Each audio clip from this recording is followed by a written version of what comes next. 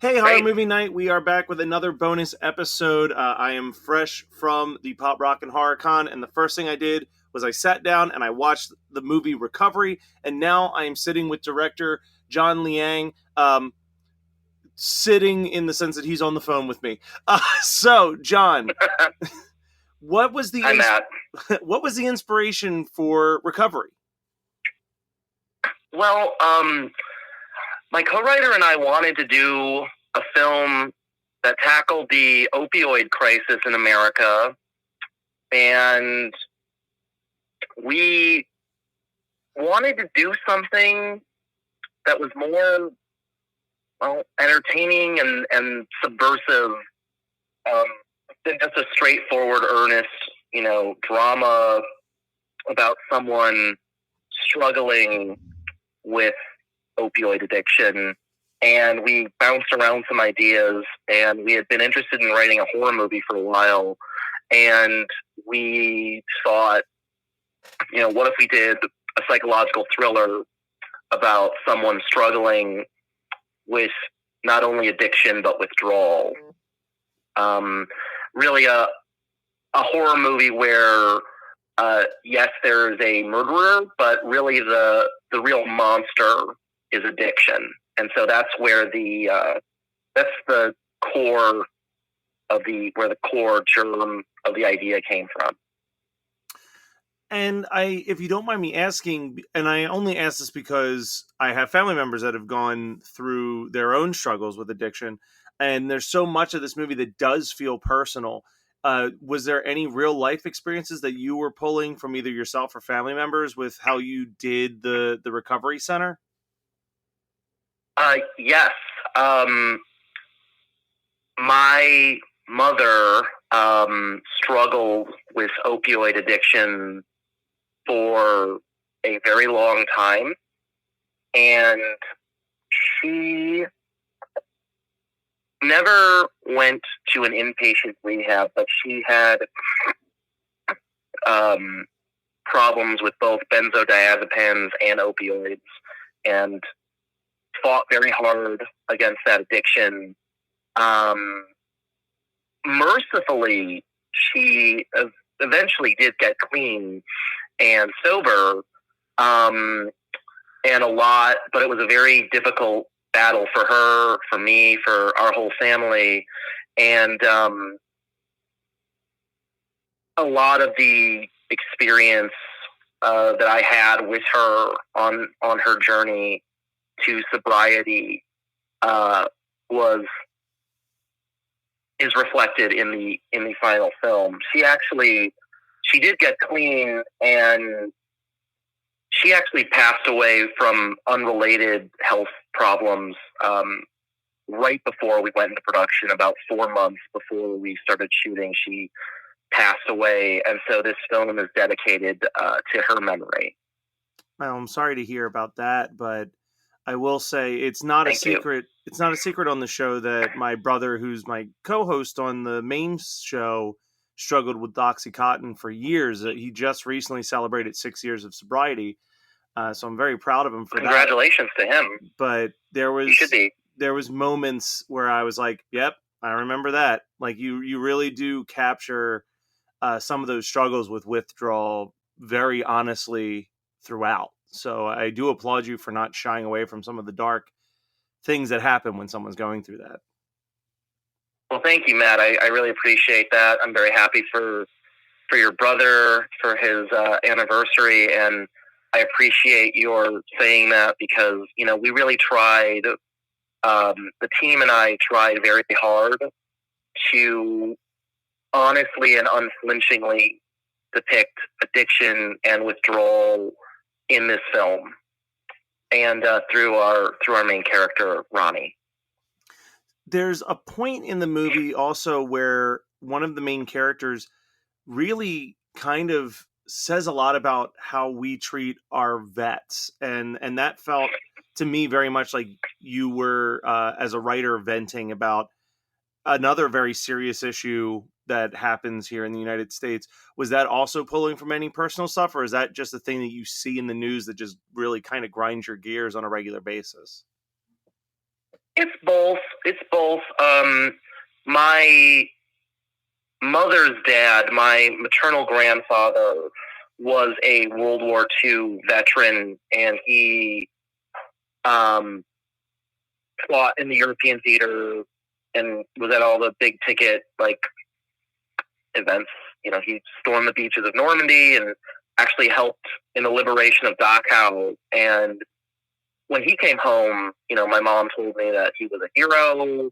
He was treated with honor and dignity, and mercifully, if he had any, back then they called it combat shock, but if he had any PTSD or anything of that sort, I mean, he kept it to himself. I just don't think he had any, but it was a different time.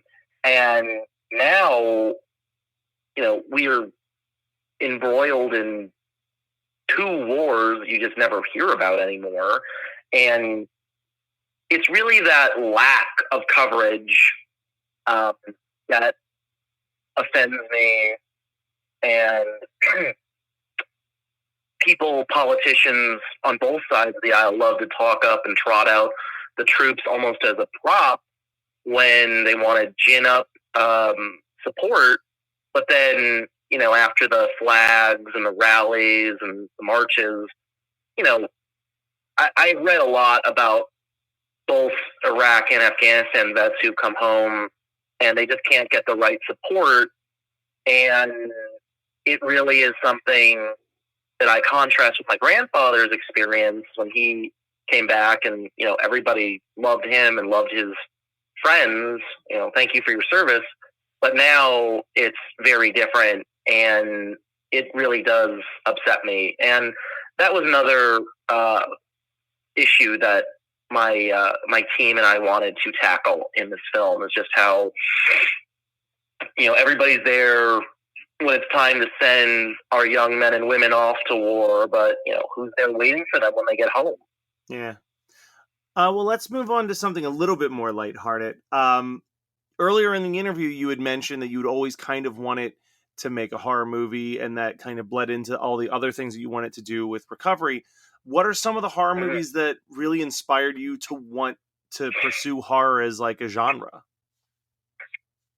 Well, I'm a big John Carpenter fan. So growing up in the 80s, big fan of The Thing, Halloween, They Live, obviously all of his classics, and The Shining was a big influence as well. I mean, obviously we made a movie about characters trapped in a blizzard, isolated, cut off. So in addition to The Thing, you got Kubrick's The Shining, which actually, it's not all.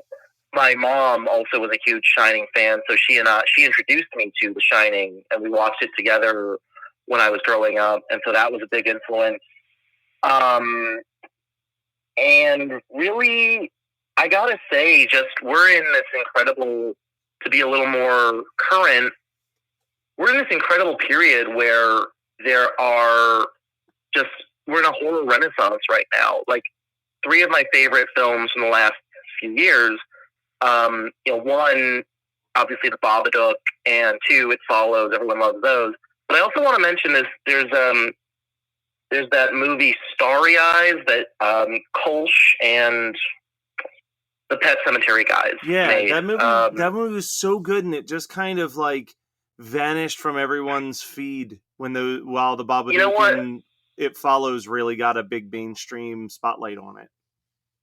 It's just that it came out right between the two of them. I think it's right before It Follows and right after the Babadook, and it sort of, I think, just got lost in the shuffle. But that was a big, oh my God, this is really special. This is something incredible. And that movie really has stuck with me. I need to revisit it, but it's one of those things where it's like, I love this, it's great, but it's also so messed up. I don't know if I can ever watch it again. Yeah. No, and I think that's the same way I felt about something like Hereditary, where I walked away from it and thought well, that's a masterpiece that I'm never going to watch again. I just think that we're in a really cool state right now where horror is probably more politically and socially aware than it's been since like the 70s and early 80s, which is really, really cool. Exactly. And one other thing that really, not a film, but a big influence and inspiration was Brian Fuller's Hannibal television series from about a few years ago, from I think 2013. Yeah, Brian Fuller's, I feel like, such an underrated showrunner in general. Every show he makes is just a masterpiece. But yeah, Hannibal was great. He's great. And Hannibal was a big influence too. I can kind of see all of that, and I like what you did with this as well, because it's all of, I see the Shining influence, I see the Thing influence, and at the same time, it is a pseudo slasher. I wouldn't call it a full out slasher, right, but there's definitely a slasher influence mixed in there as well. Thank you. If you don't mind me asking, because I know the interview is getting close to where we got to wrap it up, but favorite slasher movie? Oh boy. Can I say, can I say Psycho? I think that's fair. I consider it a slasher. I think that and Peeping Tom really are like the golden age of slasher. Well, I guess not golden age. They're the start of the genre. I love Peeping Tom. Peeping Tom is great. So it suffers from coming out just before Psycho. It's so not treated with the respect it deserves.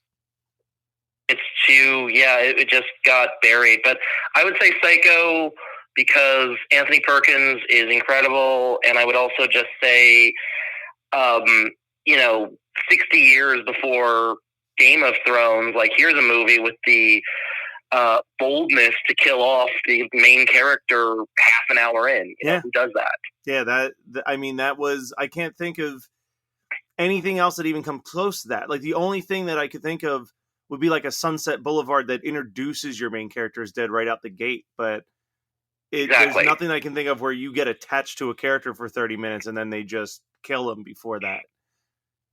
Exactly. It's never been done. So, as we're wrapping up, where can people check out the movie? Where can people stay up to date with what you've got going on currently and in the future? The movie is going to be released on June 4th on streaming. Vudu, Google Play, iTunes, Amazon Video, and a whole host of other streaming platforms. It's also going to be on DVD at Walmart and other big box chains throughout North America, so that's the U.S. and Canada. And then the best place to follow me is I'm on Instagram as, all one word, John Lang is evil. Great handle. Thank you. Well, thank you, John, for joining us. Guys, go and check out Recovery. It is available literally when you're listening to this on your feed. You can get it somewhere, so go check it out. Thanks so much, Matt. Thanks for your time. No problem. Hey, guys, so we just finished our conversation with John, and now we are actually honored to also have the star of Recovery, Stephanie Pearson. Stephanie, thank you so much for calling in and joining us on this bonus episode of the show. Oh, yeah, my pleasure. I like hearing that. Star. You can say it again. Well, and I know that you were a child at the time, but I do have to also applaud you for, first credit being Kiss Kiss Bang Bang is pretty solid. That's an amazing movie, one of my top 10 favorites. So I do want to give you some kudos right out the gate for that.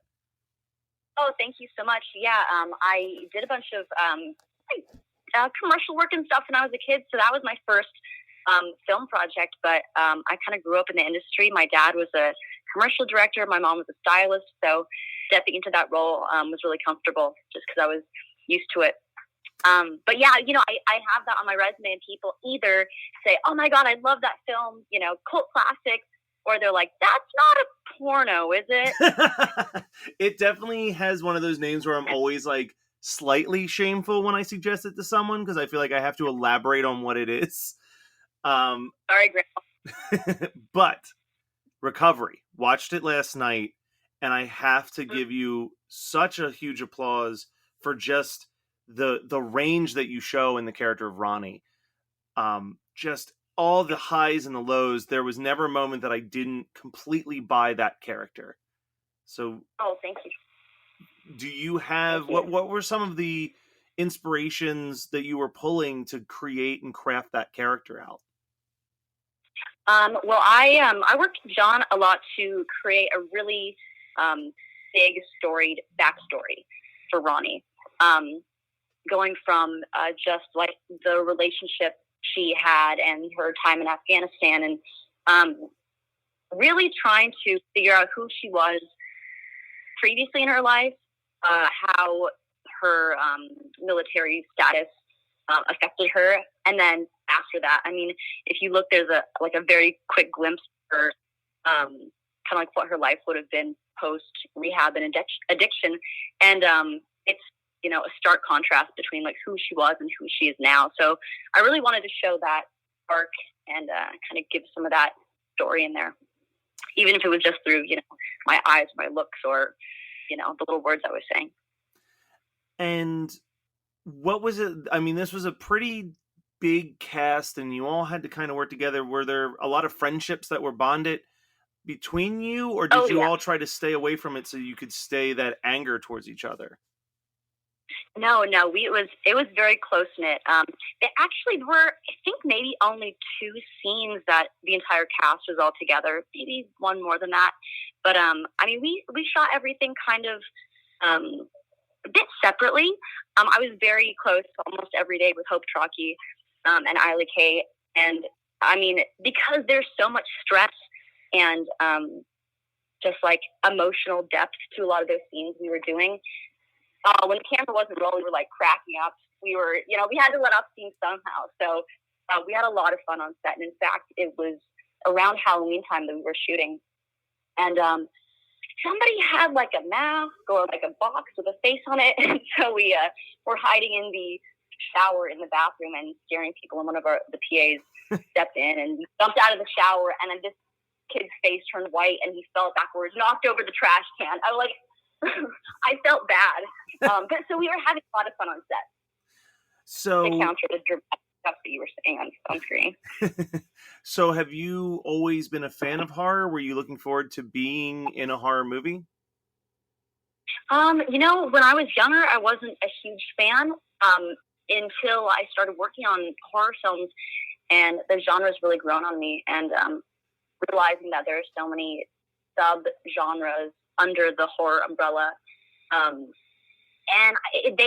horror has such a strong family to it. I mean, if you say, oh yeah, I'm a horror film buff, it's like you automatically know who that person is.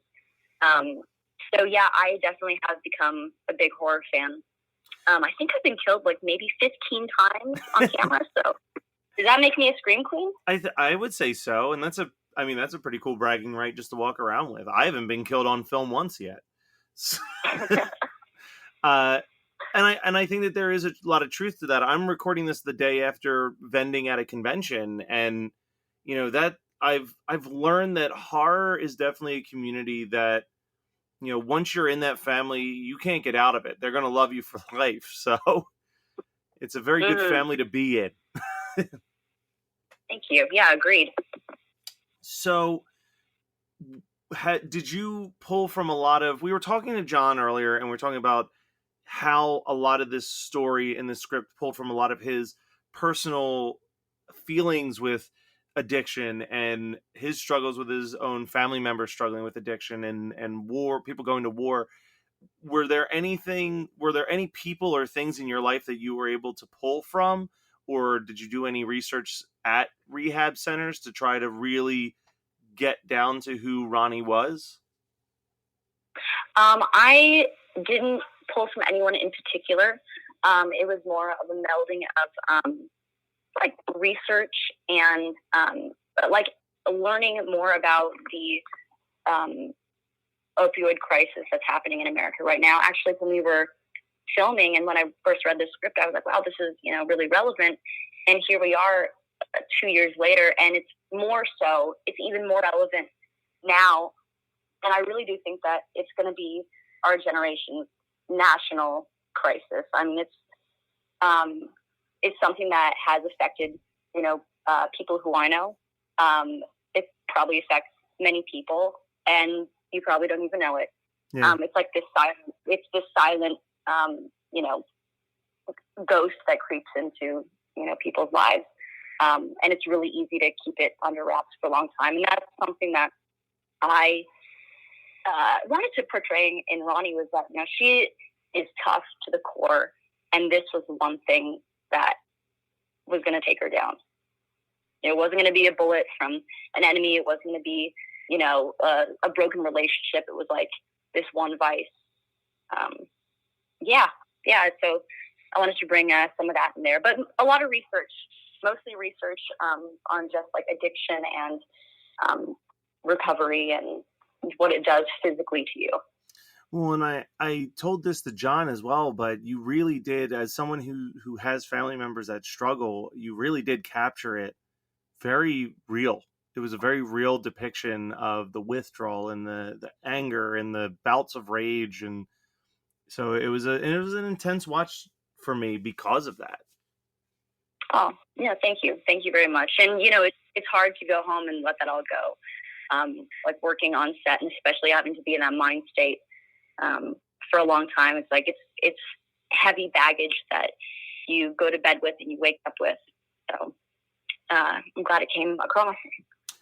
And obviously the relevancy is a huge factor, but was there any other things that really drew you to the script? I really appreciate that it kind of melds a bunch of different influences into a giant melting pot. I thought that was very interesting how John jumped into that. Yeah. John has said that he's like, I tricked everyone because it's a story with a message, but wrapped in a horror film. It's a story about drug addiction and recovery, and it's got heart to it, wrapped in something totally digestible that everybody wants to watch. Ass kicking rehab horror chicks. Yeah, I mean that's exactly what he did. So, and so you know what? Actually, interestingly enough, I did not know that John had family members who struggled with addiction until very recently. And he was like, it wasn't something that I was able to talk about at the time when we were working on it. But I think that his personal story came through on paper magically, because it was so personal to him. And I think that you sometimes when you're writing, you need at least something like that. I don't know how people can write when they don't have at least something that they're pulling out of their own personal life as at least a starting point to the fantasy. Yeah, absolutely. So you said that it wasn't until you started acting in movies that you got a little into the more of the horror stuff. Do you have a favorite horror movie as of yet, or are you still kind of figuring that out? Ooh, the jury's out for me. But I am kind of a fan of just like good storytelling, and like that as an actor, what I want to do is tell a good story. So anything that's kind of got like melds the genres or is not just full splatter all the time I'm a fan of. And look, I'll watch anything. So I'm into it. So now that Recovery's out, it's available on streaming as of the time that people are listening to this interview. What is next on the horizon? Do you have other projects lined up? Anything that you're able to talk about at this time? Yeah, so I have a slow burn thriller called Psychosynthesis that is coming out at the end of this year, about a woman who gets a heart transplant and then starts taking on the characteristics of this donor in a bit of a sinister way. So for the horror fans out there, I think they'll like this one. Ooh, I'm kind of excited to see that one. Yeah, I think you like it completely different than Recovery, but like that same intensity. Nice, very very cool. In contrast, Recovery, we did so much action work. We trained and on set every day, getting our asses kicked, and then to go to another project that was extremely sedentary. This character literally half the time was like in a hospital robe. Very, very fun to do both. I could see needing to step just a slight baby step back from intensity after Recovery because it is very unforgiving. it's a wee step backwards, right? Yeah, just the teeniest, tiniest step back. Where can people go to follow when these other projects are going to be done, and just follow your career in general? For myself, you mean like social media wise? Yeah, or, where can people stay up to date with what's going on with Stephanie? Oh, sure, yeah. So my Instagram and social media and Twitter is at Steph_Pears, like the fruit and like the first letters of my last name. And yeah, and hopefully those films will be coming out this year. I actually have a short film that I'm in New York for right now. That's screening tomorrow here at the Brooklyn Film Festival. Another like drug-related, drug-addled party teenager. Like, why does everyone want to put me on drugs and kill me? Shit. But so that is premiering tomorrow. I'm super excited. Actually, the same day as Recovery. It's a busy week for me. And then I have another movie coming out probably next year. We just finished shooting that one, and that one is called The Sleep. Again, another horror film. All right. Well, make sure that you go and follow Steph Pears and find out when all of these things are coming out, because it sounds like you've got a very active career, and next thing you know, we'll be seeing you at some of the conventions. Oh, yeah, I'd love to.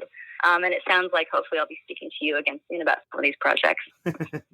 Hopefully. So until next time, have a great one, Steph. Thank you. You too. You're listening to the Geekscape Network.